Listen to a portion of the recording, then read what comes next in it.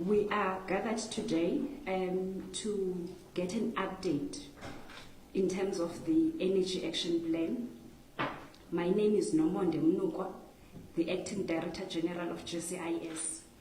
I think we will all remember that on the 25th of July 2022, the President, in briefing the nation, announced bold steps that government would undertake to fix the challenges that we have of load shedding. Today we are here, the media is going to be briefed by the Minister of Electricity in terms of the status of load shedding in the country, but also in terms of how far we have gone a year later in terms of implementation of the Energy Action Plan. Honorable Minister of Electricity, Dr. Ramokgopa, over to you.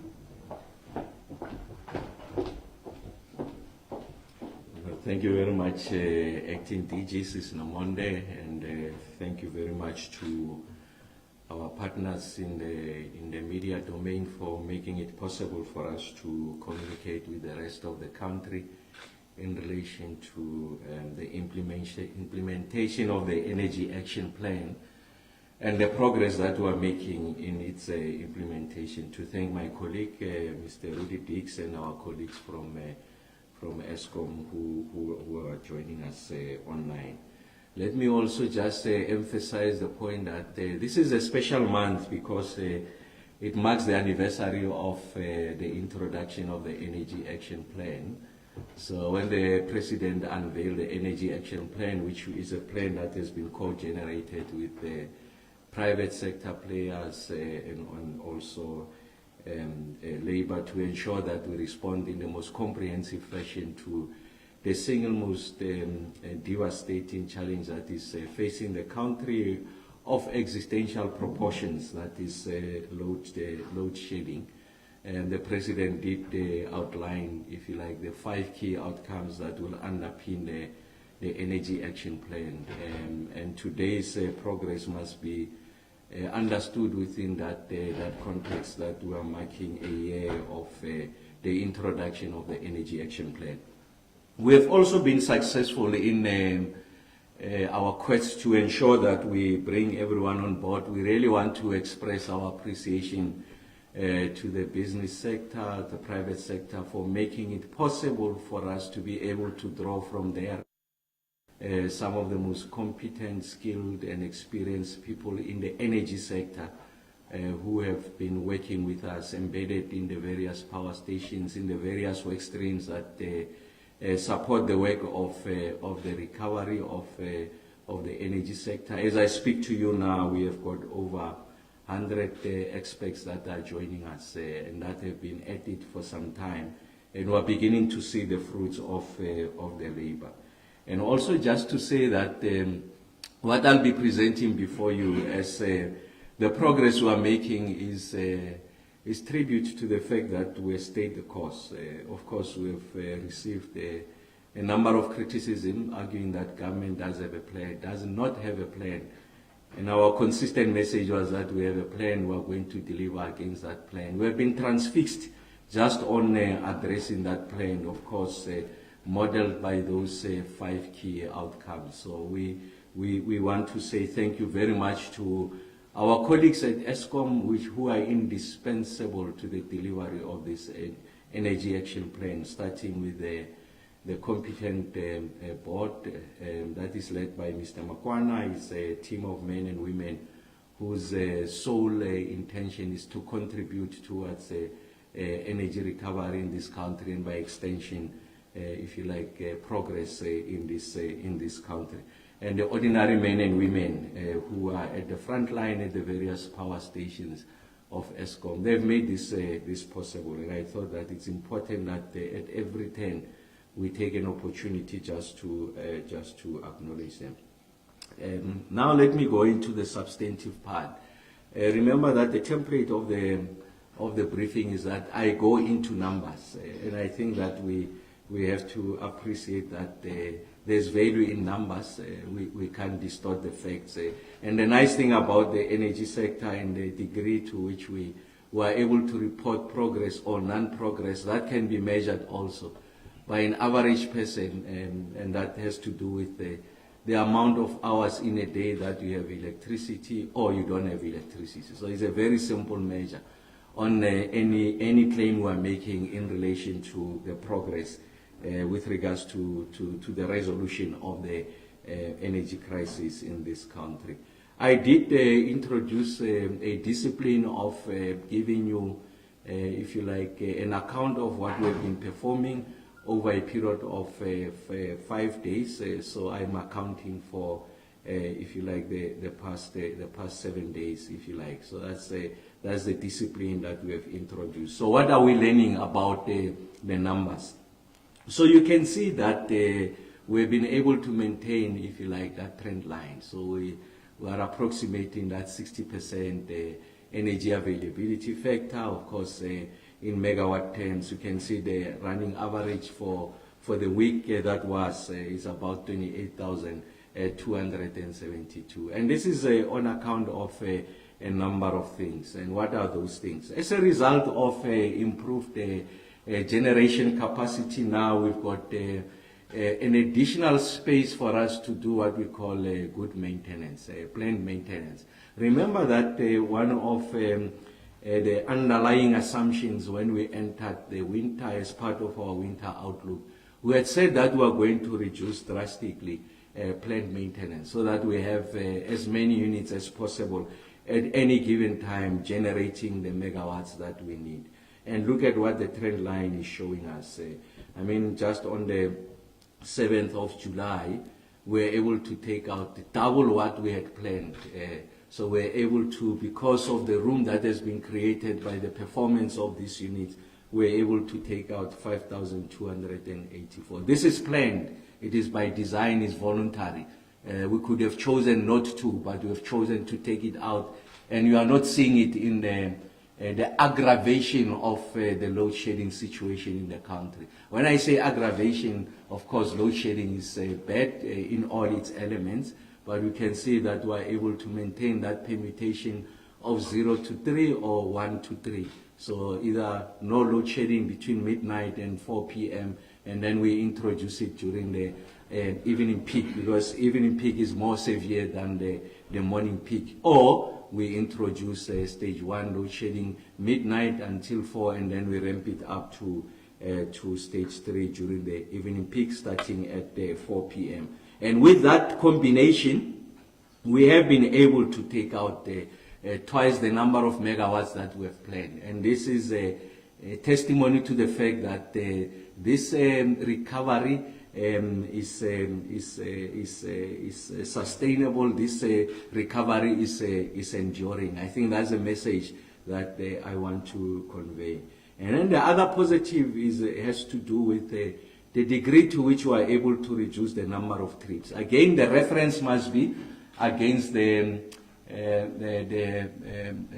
projections or the assumptions that we had made when I introduced the winter plan. In that projection, the best case scenario suggested that we should be in a position to keep the number of trips, failing units to 15,000 megawatts. And you can see that consistently we've been right at 15,000 megawatts or less. And one of the days we even recorded just below 14,000 megawatts. It's a consistency of the application of this strategy to ensure that we do everything meticulously thorough, we are deliberate and robust in the manner in which we are able to address this. And look at this number. We are just shy of the best case scenario that we had mapped when we introduced the winter outlook. And again, it contributes to that additional room that is available to us to ensure that we are able to ramp up the planned maintenance. And then the other column is the partial load losses. Just for the viewers at home, partial load losses, maybe the distinction between the unplanned capacity loss factor and partial load losses. The unplanned capacity loss factor, this 14,934 average. What that means is that the unit just fails on its own. So we're not planning to take it out because of failure to maintain historically or because of other technical challenges. The unit just takes itself out. And sometimes they take themselves out as a precautionary measure because they are averting a catastrophic event, because that's how these engineering equipment are designed. So the unit on its own, it takes itself out, and then we are surprised we don't have the additional megawatts, and that's why Eskom will from time to time come out and say, we had projected to have these stages of load shedding. Unfortunately, we have to ramp them up because the units have taken themselves out. We had not planned to take themselves out. And that eats into the credibility of this exercise. And that's why it's important that we are able to address the unplanned capacity loss factor. And then on the partial load losses, the unit is not out. The unit is running, is giving us the megawatts, but it's giving us the megawatts not at the design capacity. So just to use the metaphor of a car, you still have your car, is running, is on the N1, M1, Pretoria to Johannesburg. You know you can reach speeds of 120 kilometers per hour. You press on the pedal, but you only go to 60 kilometers an hour. The car is moving, but is unable to give you that 120 kilometers an hour. And that's what we call partial load losses. So its own load is producing, but it's giving us 60 kilometers an hour. And what we want out of it is 120 kilometers an hour, because we know that it's designed to give us that 120 kilometers an hour. So you can see the measure there is that we're beginning to bring down those partial load losses. And the more you are able to extract more out of these units that are on load, the better the energy available that we can give to the consumers, the users, and industry. But again, it introduces additional room for us to do planned maintenance. So this is voluntary. We choose to take this unit X out, unit Y out, because we are projecting that this unit requires attention, or it can give us problems going into the future, or is part of philosophy maintenance. And then the other aspect there has to do with the peak forecast. So remember again, it must be referenced with the assumptions that we had made during the winter outlook. What did I say when I shared with you the winter outlook, the bleak picture that we had painted if the worst case scenario were to obtain? And we had said that in terms of that worst case scenario, the peak forecast, and peak really in this instance, the most severe peak is the evening peak. Those are almost cooking at the same time, watching TV, the heaters are on, the children are doing homework, they could be on their laptops and all of that. So it's more severe than the morning peak. So we had said that peak demand could be about 34,000 megawatts. And you can see that the highest we have reached was about 30,861 megawatts on the 3rd of July. And that's a combination of a number of things. The first one is an average South African who is conscious about the situation that is confronting us. And it's also a function of the message that we seek to convey to the general public, that switch off the geysers when they are not in use, switch off the lights when the rooms are not occupied. And that's becoming part of our psyche. And even in situation of electricity abundance, I think this is the discipline that we must keep. For your own benefit, because you can see it translated into the pocket. You are going to pay less and less in relation to utilities, and in this instance electricity, but essentially you are contributing to the greater good of just lessening the exploitation of these resources, even if they are renewable energy resources. As we transition into the future, I think is just good practice. So, and then industry has also contributed, without undermining their ability to meet shareholder demands, their own targets of profitability, productivity, and competitiveness. They found a way of making sure that they are able to reduce demand. And the constellation of these efforts, you can see them now, that over that period of 5 days, then we've been able to come significantly lower than the severe peak of 34,000 megawatts. So it's not just a condition of that is about the weather, but it's about the judicious nature of an average household, a South African in a business contributing to this effort there. And then there's units at risk. You remember I did say that as you run these machines, you know that this unit has run for X number of hours. And in terms of design philosophy, I need to take it out to fix it, but in some instances, if it remains running, then you know this unit is at risk. It can fail because in terms of its design parameters, you need to take it out and fix it. And you can see that, of course, again, we're beginning to bring them down, because as we do that planned maintenance, we're also going to reduce the number of units that are at risk. And then outage slips, I think that's one of the biggest improvements that we've made. What is outage slip? Outage slip is the promise you make on the time that the unit is going to come back. Again, let's use the metaphor of your car. So you drive any car. For purposes of this illustration, let's say you drive an Audi. And then you take it to a workshop. And then they tell you at the workshop that you are going to get it within 48 hours. And then you plan. You can have a lift, join a lift club, or ask for someone to borrow a car, or use a public transport during that period, or hire a car during that period. And then after 48 hours, 2 days, when you're going to want to get your car, they say, we are sorry, we are not ready. Please give us 2 days. Now, in the instance of the generating unit, we take out the generating unit, let's say it's give us producing 600 megawatts, and then Eskom projects, because I've taken out that 600 megawatts, I will be at stage 1. And then they say that we will return it. This is the plant managers. They say we will return it in a day's time, in 24 hours time. So we've promised the country that will be at stage 1. And then we know that unit is going to come there. Or let's say we say we'll be at stage 2, and then we say after 24 hours we'll reduce that to stage 1, because we know that unit is coming back.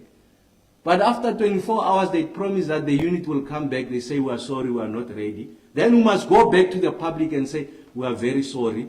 We can't go back to a lower level of load shedding, because that unit has not come back. That's what we call outage slip. And that's a function of planning. When you know I'm going to take this unit out on this day, the parts must be available in the workshop.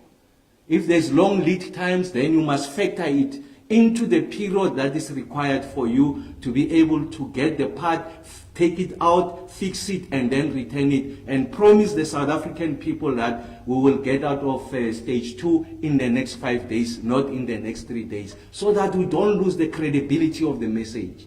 And you can see when we started in this position, when the president introduced the portfolio of the Minister of Electricity, we're sitting at 2,900 megawatts, almost 3 stages of load shedding that are locked in these outage slips.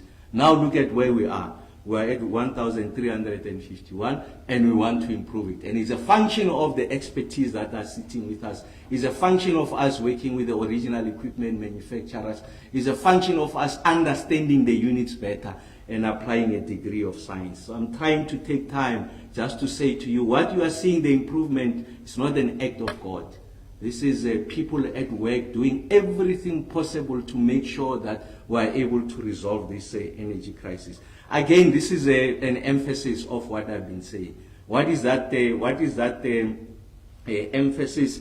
Is that we are, in fact, having the planned outages. Like I said, we are able to ramp them up. I did say that when we went into the winter, we said we'll keep it at 2,500. I did show you that we even doubled that, and then without severity of load shedding, without degrading the degree to which we are able to provide power to the country.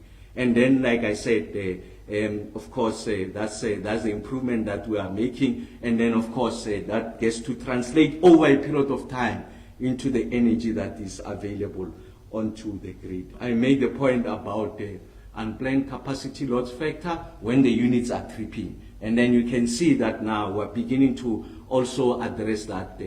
I showed you that we're beginning now. We're below, we're about 7,000 megawatts. We really want to bring it lower. For as long as we continue to do this planned maintenance, we know that these units won't surprise us, because we are thorough, we are robust in the manner in which we do it. And when we make the promise that this unit is going to run for X number of hours without it failing or being taken out, we are confident that our message or our promise will be kept. And like I said, doing everything possible to reduce the partial load losses, and I did say that it's a function of the degree to which we are beginning to understand these machines, working with the private sector, working with the original equipment manufacturers. And then there's some work that we are doing, like I said, in relation to the energy action plan. So it's important that we give you a balance sheet of where we are.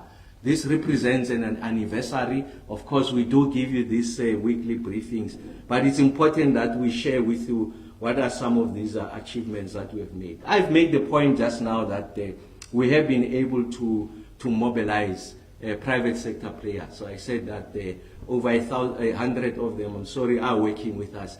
And that, in part, is to help us to recover the units, but also to ensure that they are able to transmit their knowledge, exchange it with some of the station managers, some of the junior engineers, so that they are able to run on their own. When we come out of this very difficult electricity situation, we'll be more than confident that we've got a cadre of young engineers at Eskom who fully understand how these machines operate, and they would have in part accumulated that from the learnings that they would have derived working with the kind of expertise that we've been able to assemble. And then we are strengthening the issues around accountability. This constitutes that area, one of the areas of accountability. In addition to what is legislated, in addition to corporate governance, I think it's important that we reach out to the country who are able to take you on a journey on the kind of improvements and or lack of improvements that we are making, so that there's a greater appreciation and we are held accountable against the plan that we have derived. Again, I did say we're drawing a lot from the private sector, and I think they are invested in the resolution of this problem. It's a symbiotic relationship. They are invested in that. For as long as there's no quality, reliable electricity, they are unable to operate, they are unable to make an investment case, they are unable to expand their competitiveness, productivity is compromised, and the private sector has come in numbers to ensure that we are able to address this situation. We are seeing that plant improvement. I've taken you through the various elements of the plant improvement. That availability is a function of plant maintenance, reduction in unplanned maintenance. It's a function of the reduction in the partial load losses. It's a function of the reduction in the outage slips. It's a function of, on the demand side, the reduction of, or performance rather, on the reduction of demand. So it's important that there's an appreciation by all that this is a function of the totality of a number of efforts that we've been making at various stages. And then there's also issues of reforms. The President did say that we are going to introduce significant reforms. The removal of the cap on the embedded generation side. We have seen an aggressive pipeline of robust and credible projects that are coming from the private sector. That constitute now the pipeline of projects. Of course, we must enable them, and I'll share with you some of the work that we are doing in order to enable them and to realize those electrons on the grid. And I did share with you in relation to how we are addressing the regulatory hurdles, how we've been able to truncate the process in relation to the regulations around the environmental impact assessment, issues around the water use licenses. So we've mentioned what those processes are and how we've been able to truncate them over a period of time. And I did say that we are reducing the frequency of the breakdowns, so the unplanned capacity loss factor. The projection when we went into the winter period, I did say the worst case scenarios had anticipated that we'll be sitting at about 13,000 megawatts, 18,000 megawatts. I'm sorry, I did show you that we're below 15,000 megawatts. On the open cycle gas turbine, even with these reductions that we're seeing, there are periods where we are not on load as we had planned. in relation to the open cycle gas turbine. The open cycle gas turbines, just to recap, is that these are, if you like, a lot of them are your peaking plants. When generation is lower than demand, then we engage the peaking plants to close the gap so that we can eliminate load shedding or take it to lower stages of load shedding. And the design philosophy of this is that they are not on load all the time. Initially, when those who came before us, when they were planning the system, they plan it in such a manner that generation will at all time exceed the demand.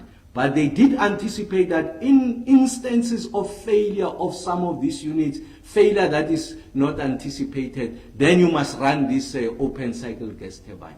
And I did say that given the situation where we're at, we need to run this as if they are base load in some instances. That is, run them all the time, because consistently demand far exceeds generation, so that we're able to close the gap. And we did make the point that it comes at a great cost to the fiscus. You need to buy diesel, and then there are logistics issues, especially at Ankerleg, because how we draw this diesel, we bring it via road, and therefore there's an inordinate amount of trucks that must go and file so that they are able to refill the 17 million liters of tank storage on site, and then we continue to burn it. But one of the biggest takeaways out of this recovery is that we are engaging these open cycle gas turbines less and less. So only during periods where there's severity, especially during the evening peak, that's when we engage them. So we are engaging them less, and this is testimony to the fact that the units that are meant to generate these electrons are essentially working. They are helping us to address that. We are working now with the original equipment manufacturers. I did say the last time, focusing on some of our notorious power stations. Notoriety in this instance is those power stations that have got a very little low energy availability factor, and they also are, they've got PECs, essentially generating units that can help us to get out of this situation. Tutuka, Majuba, Kendal, and Kusile are the ones that are receiving this kind of attention. Of course, the Kusile one, it's on the flue gas desulfurization unit. I did indicate the last time that there's very few people in this country that knows about how this component works. It's the first of its own on the African continent. So we're building a layer of engineers who will better understand this. But in the course of doing that, they need to learn from the original equipment manufacturer in order to accumulate the necessary knowledge. And then we're doing independent reviews, just trying to understand, if you like, the improvement of plant performance, the scheduling and rescheduling of decommissioning with commission independent reviews, so that we get to learn through a third lens what is possible, what's not possible. But ultimately it's the state that will make that determination, but will benefit immensely from the private sector. We are retaining the Kusile units, like I said, Unit 5 is coming around October, Unit 1 to 3, November and December. The Medupi unit, we are bringing it earlier than anticipated. I reported in one of the briefings that we got a second-hand generator from Netherlands, I think. And then we're doing a lot on the demand side management. I did share with you, we introduced a number of incentives, and of course the incentive is that for every megawatt, the megawatts that you save, there's a 3 million rand incentive that we have introduced there. The energy efficient program, again, we are doing specifications with regards to the lamps that are permissible. DTIC is leading on that front, and we are confident about, if you like, this new ethos, this new practice going into the future. On the transmission side, I did say that for the past 10 years, Eskom has introduced lines, about 4,000 kilometers of new lines, for us to be able to accommodate the new generation capacity, especially our renewables. We need to roll out in the next 10 years about 3.5-fold of what we have done in the past 10 years. Of course, it's going to call for a lot of resourcing from a finance point of view, also from a technical point of view. And in that, in areas where there's very little danger to biodiversity and the environment, you are not required to obtain environmental authorization. So that exercise is complete. We are agreed on that. Funding to enable investment in the grid. Eskom has prioritized about 25 transformers that will make it possible for us to add 12,000 megawatts of capacity into the grid by 2028. And of course, I did talk about servitude, the need for us to access pieces of land to make it possible for us to roll out these lines. And the Minister of Public Works has been very helpful coming to the party and making it possible for us to have access to those pieces of land. And then I did say that as a result of the liberalization on the generation side, removing the licensing requirements, all you need to do is to notify NERSA. We have now a pipeline of more than 10,000 megawatts of projects that are likely ready to come on stream. Of course, transmission remains an issue. I did say that we have addressed the issues of licensing and the reforms in that side to accelerate the introduction of this project. And then we also, the omnibus bill, we did say that we taking legal advice, legal input, and once we have finalized that, we should be in a position to present a draft bill, of course, benefiting from those contributions. Eskom has made pieces of land available where they own it. They own the pieces of land. They've released some of this to the private sector for purposes of generation, of course, from renewable sources. And as I speak to you, phase one of that exercise has yielded about 1,800 megawatts of signed projects. And we are currently in the process of entering phase two, and it's an evaluation exercise. Last time when we were here, we did share with you about issues around grid access. I think the issue there was it's also about capacity. The cost estimation letters, it was taking an inordinate amount of time. Now we've reduced it from 3 months, now it's 50 days, and we think that we can even, there's room for additional improvement. Your budget codes, we have moved from 6 months to 4 months. Again, there's still room for improvement. And really there was a function of additional capacity, additional hands, in addition to expertise. Because of that liberalization, then there's a flurry of these applications. So it's important that we are agile, we are able to respond in a manner that gives effect to the reforms that we have introduced. We have addressed the issues of EIA in issues of areas of less sensitivity in relation to the environmental issues of the ecology. You mentioned them, low to medium environmental sensitivity. We are getting into a stage where you don't need to go through that exercise. It takes long and it's also costly. But of course, there's a balance. You can see we are very deliberate, low to medium environmental sensitivity. So we remain alert to the kind of harm that can be caused, and of course the need for us to mitigate against that harm. We underline that in areas of low to medium environmental sensitivity. And of course, we did alert you about the work that we are doing to draw additional generation capacity from neighboring countries to make it possible for us to resolve this problem in the shortest possible space of time. And then the battery storage program again is complete. I did say that we have been phase one again of battery technology storage is underway, and then we did also indicate that in the next big window that should happen in this month, we are anticipating about 1,200 megawatts of battery storage. And then we were also going to help to accelerate financial close of projects that came from bid 1, bid 5 rather, and bid 6, so that we really lend credibility to the exercise that we are doing. In conclusion, the last time when we were here, I did share with you that we are addressing the issues of the feed-in tariffs. So feed-in tariffs, that's to the average person at home. What it simply means is that you install your PV, there's so much you can consume.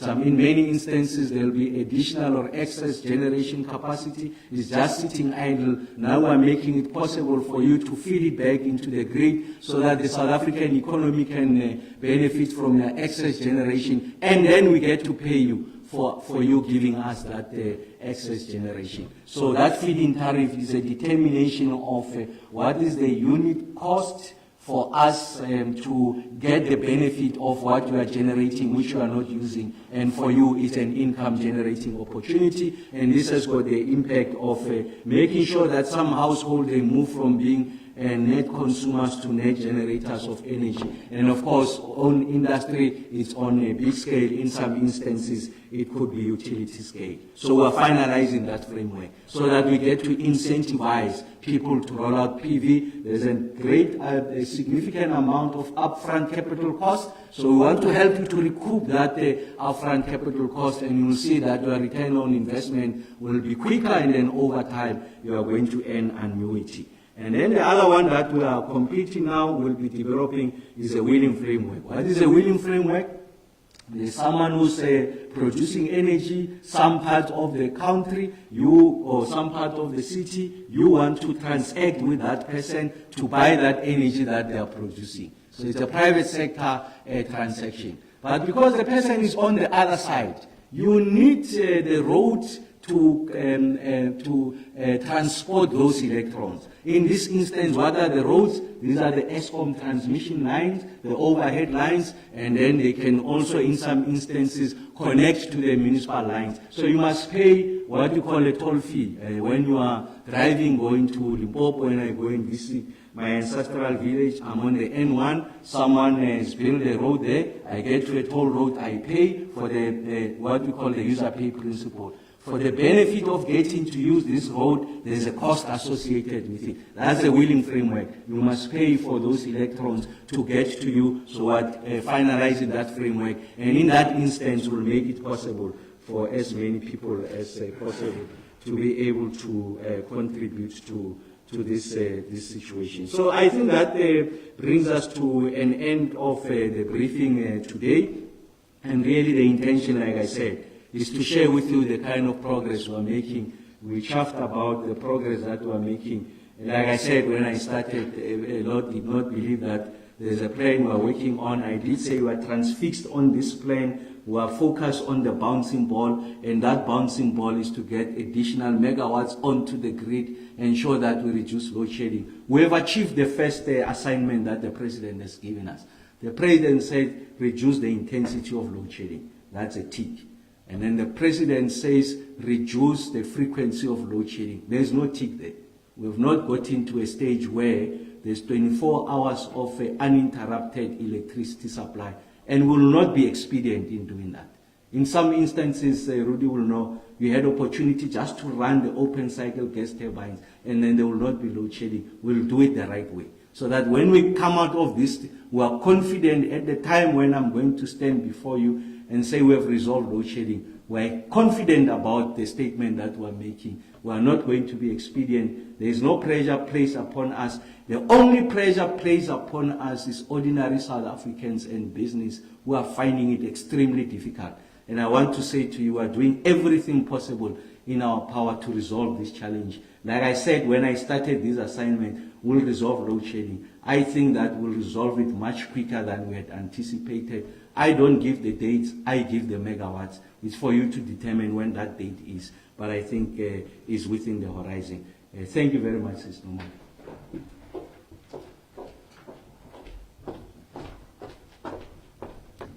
Thank you very much, Honorable Minister, for briefing the nation in terms of how far government has gone in addressing the challenges of load shedding. So what we're going to do now is to take questions. We understand that Minister will be assisted by some experts, Mr. R210 from the presidency, should the need arise. So we'll start in the room, just take questions, and whomsoever is going to be asking a question, please just mention your name and the media house that you represent, and then from the room we'll then move to the questions that are online.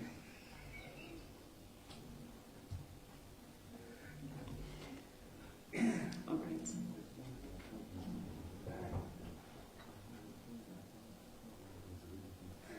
Thank you, Minister. This is Natasha from the Financial Mail. I just wanted to ask, To what extent has the reduction in sabotage, the reduction in acts of compromising equipment, self-inflicted damage, how much has that assisted you and your team to get us into the positive situation that we now find ourselves? Thank you. Thank you. Is it Natasha only? Okay. We can move to the online questions, Peli.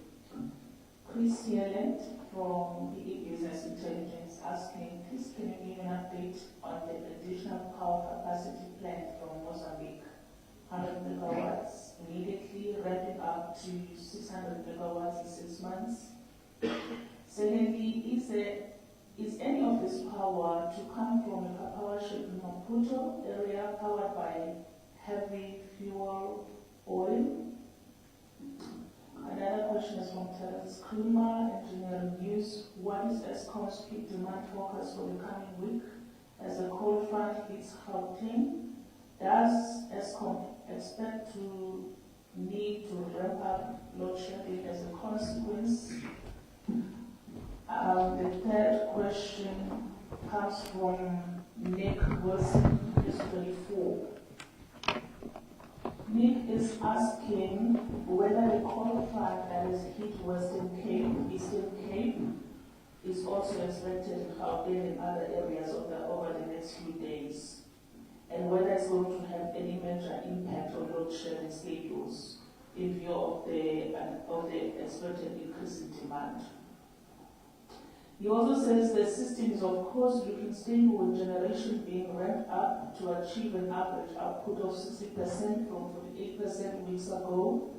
We've obviously had a lower demand up until now because of a milder winter, so what he's wondering whether we can expect an intensification of load shedding levels over the next few days. Or are we going to still manage to stay well away from that 34,000 megawatts that was originally expected? Thank you for this round. Thank you, Peli. Honorable Minister, over to you. There are your questions. No, thank you very much for those questions. Natasha, yes, I mean, we cannot undermine the contribution that has been made by the security cluster work stream number 6 that's focused on addressing the issues of crime, corruption, and safety at Eskom. I did make the point the last time when we met that I had met with them and they gave me a comprehensive picture of where they are, the number of arrests that they've made, the number of cases that are before the courts, and the number of sentences. And I did say that we will occasion an opportunity for them to come and share with you in detail those numbers. And they've committed to doing that. I think it's important that we were able to give the South African people the benefit of the work that we're doing comprehensively across all areas that contributes to the recovery effort. But yes, you are absolutely correct. I think with lesser numbers of reported instances of corruption, that helps us to, if you like, recover the units in time, address the issues of the outage slips, the issues that were associated with the cartel, the fact that we are outing people, the fact that these arrests are being made is a form of deterrence, and we're pushing back, and it allows the engineers to do their work uninterrupted. So yes, there is that relationship.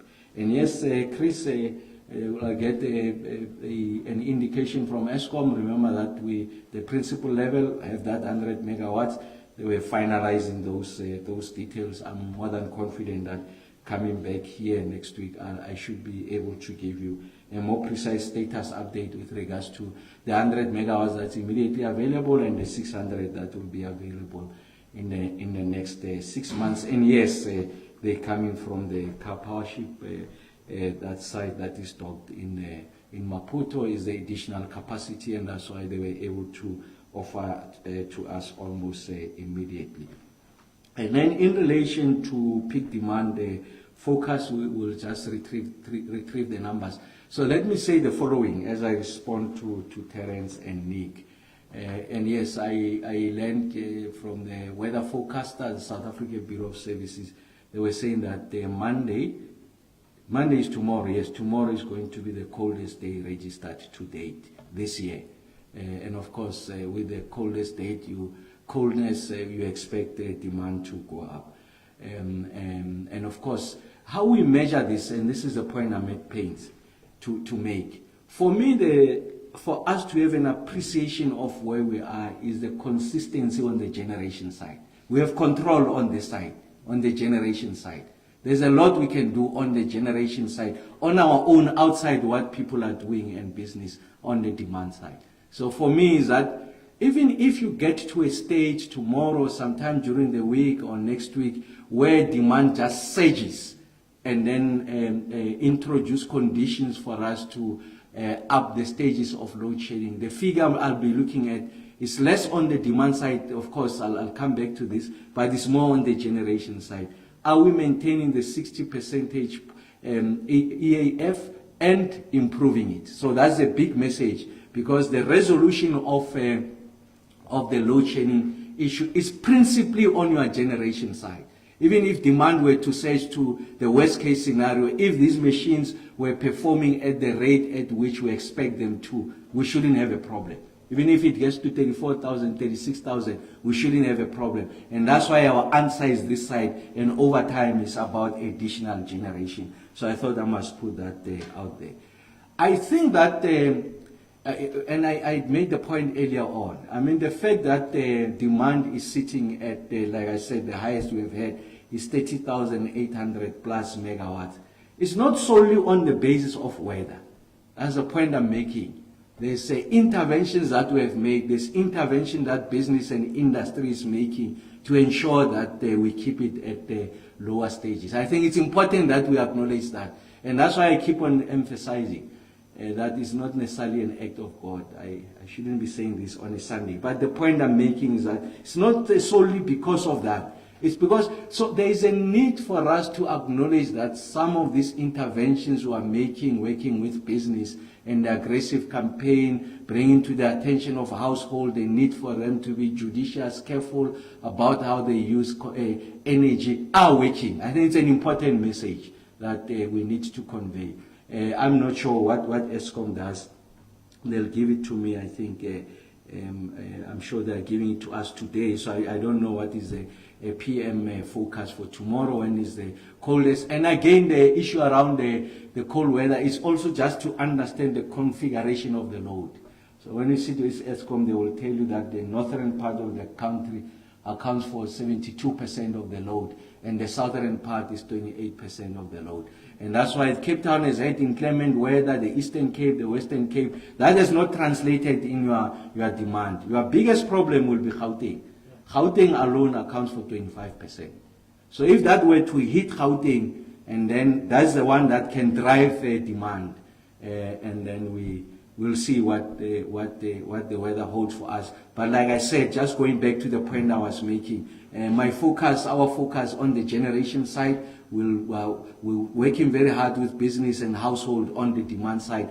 But the sustainability, resilience of the energy ecosystem in the country is on the generation side, the installed units, and our ability to bring on stream new generation capacity supported by transmission. That's going to help us to secure energy sovereignty. Because it can be the case that when we think about our ability to meet to provide sustainable electricity, we must split for people to lower demand. We need to make sure that we ramp up generation, and we create conditions that even if people care less about what they consume, people become more affluent, they consume more energy, there's greater investment in the South African economy. Generation should at all times be able to meet demand, and that's how you are going to secure energy sovereignty and resilience going into the future. I'm sure you want to. Thanks, Minister. So I think that's really useful, particularly around the issues that both Bill and Terence raises. So in terms of I mean, you of course see the data that we presented some time back on the base case. So if you look at the base case, and the latest peak forecasts, those variations have been brought in. And for example, if one looks for the week ahead around that forecast on the base case, right, it would peak around 32,000 megawatts.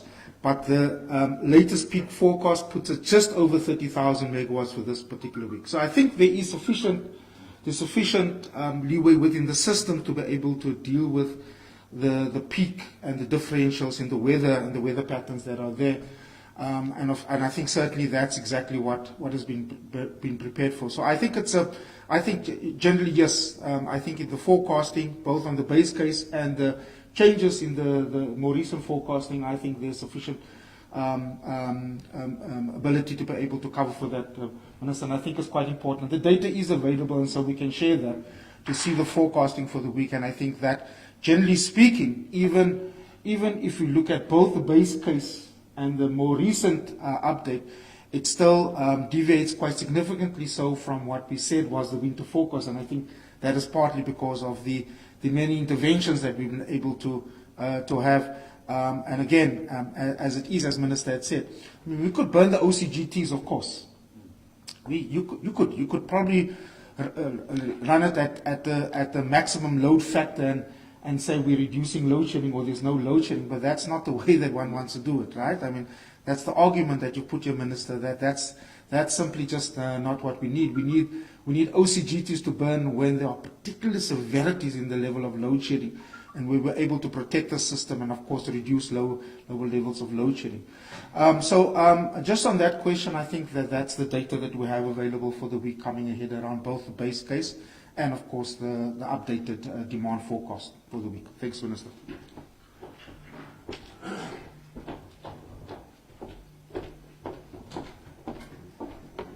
Thank you, Minister. Thank you, Rudy. Colleagues, we are on the last round of questions. Do we have any in the room?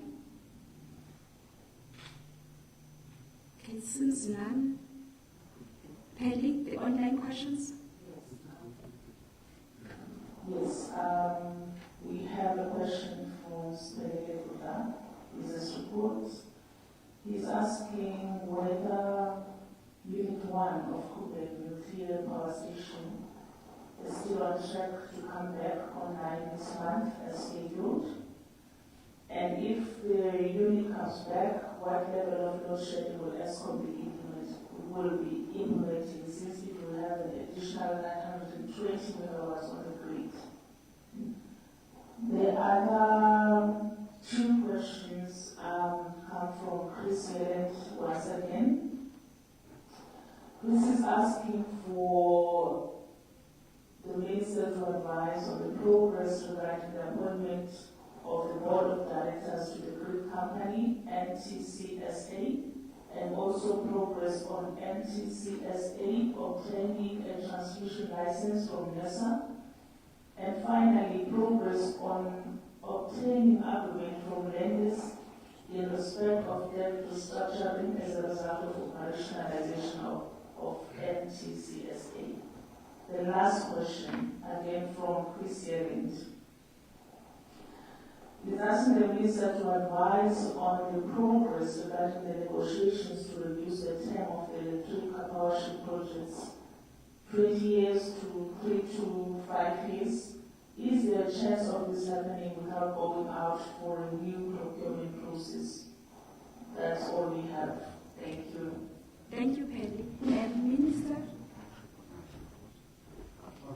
Rudy will take the first questions, then Minister will take over from Rudy. I'll do the Chris Yelland question. So, Chris, yes, we at us, now it's important to understand that, of course, the three license applications, which is the system operator license, the trading entity license, and the cross-border license, are all currently being considered by the National Energy Regulator of South Africa. And as it is, that is under the process of the regulator. As I understand that the regulator has had, of course, its subcommittee meetings, but it is scheduling a full electricity regulator meeting on the 27th of June to make a final decision on that.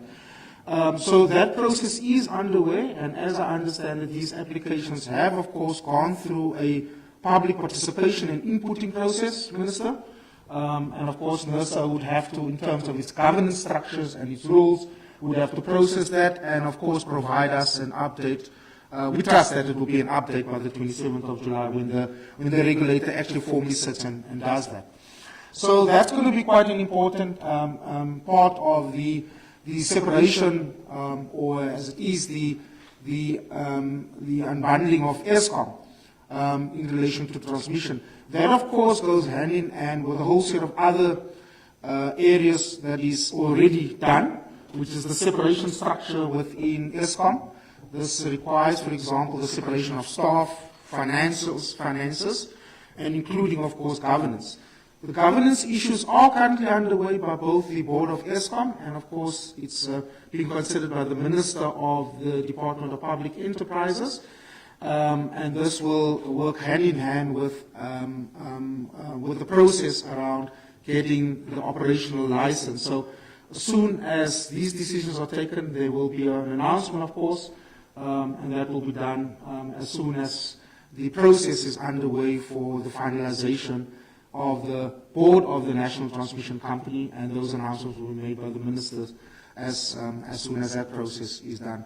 Minister, so that's where we're at with regard to the process around the transmission company, its 3 license applications, and of course the appointment of the independent board as we go forward. I'll leave the others to you, Minister.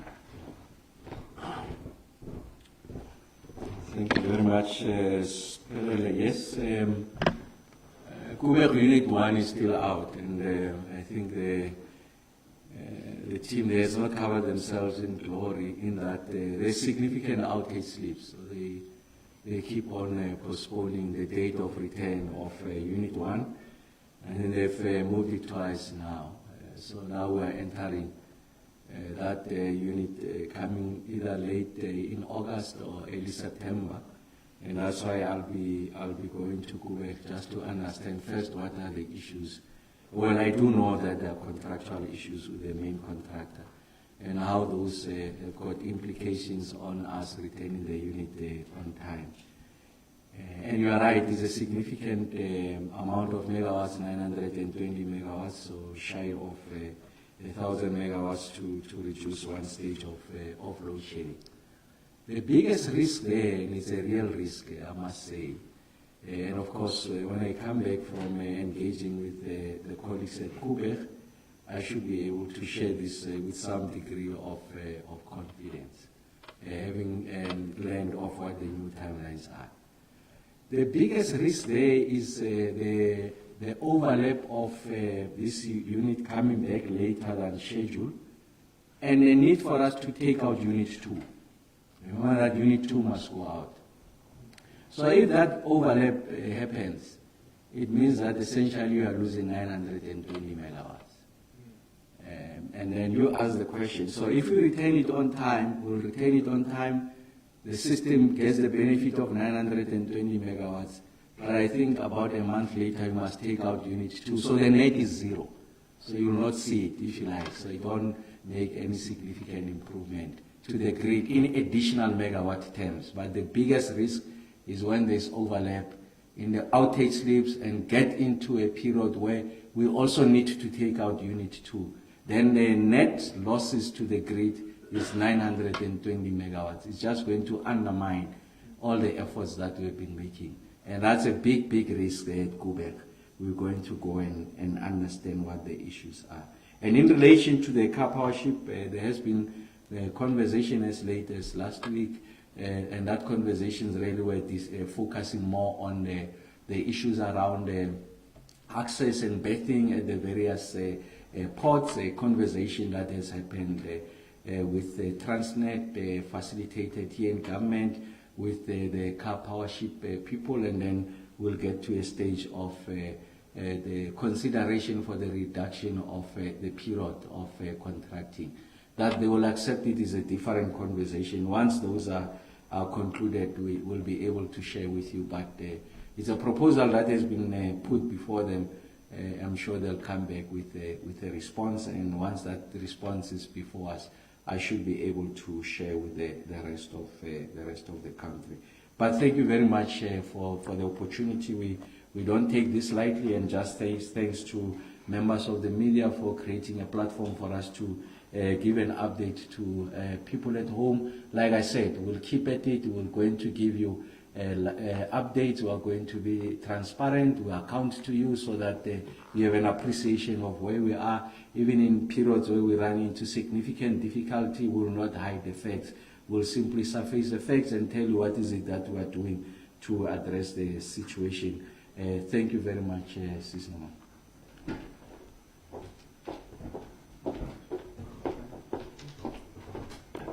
Minister, thank you very much. Thank you very much, Rudy. Colleagues from the media houses, thank you very much for all your questions.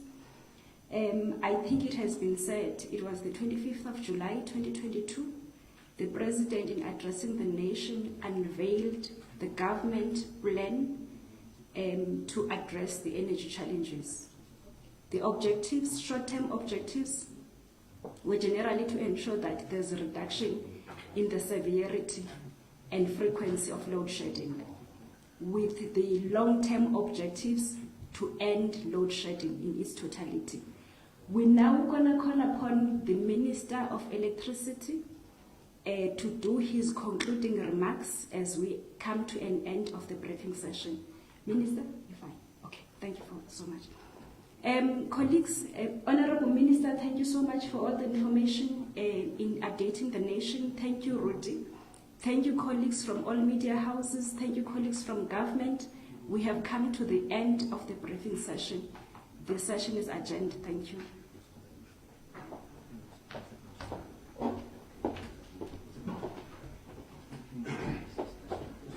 So you want me to do that thing now?